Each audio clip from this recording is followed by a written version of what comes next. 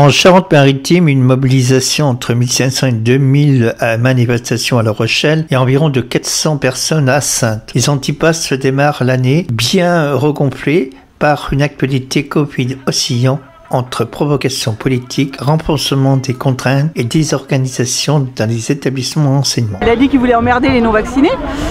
Voilà, c'est pour un président de la République vouloir emmerder une partie de son peuple, entre guillemets de son peuple, on n'est pas son peuple, une partie du peuple qu'il est censé représenter. C'est moyen, plus que moyen. C'est plus proche d'un tyran ou d'un dictateur que d'un président de la République.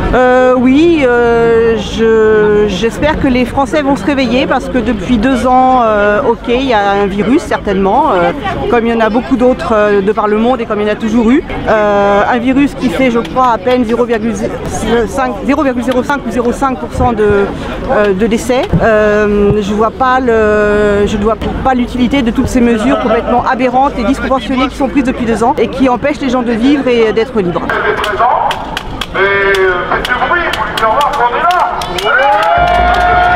On a passé dans l'éducation, donc avec un protocole que le ministre a annoncé de la veille pour le lendemain, qui a changé 3 fois en une semaine, où on se retrouve en fait avec des collègues, et notamment des collègues dans le primaire, qui se retrouvent à devoir rappeler les parents pour qu'ils viennent chercher les enfants parce que leurs collègues sont absents, malades ou cas contact. Il n'y a pas de remplaçant pour pouvoir assurer les cours. Avec des collègues qui se retrouvent à gérer les classes, les appels de cas contact et d'autres qui se multiplient et en fait qui ont passé leur semaine à ne pas faire cours.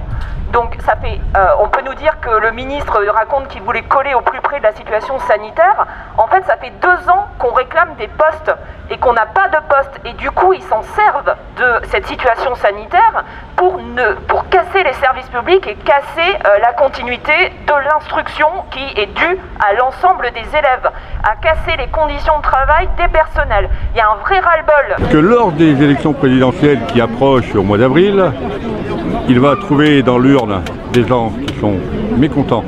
On parle du Covid, mais on ne parle pas des gens qui ont le cancer, des gens qui ont d'autres maladies, des gens qui sont dans la rue et qui meurent de faim. Et je pense que le Covid est une chose pour éloigner beaucoup d'affaires. On traite des sujets au Parlement qui passent incognito avec l'histoire du Covid. Et ça, c'est une honte pour tous les Français parce qu'on est pris pour des pingouins, des marionnettes. Et il faut que notre cher président le sache, on est là aujourd'hui parce qu'on défend nos droits, les droits de nos enfants qui arrivent et surtout, on défend et on revendique ce que nos grands-parents ont fait avant nous.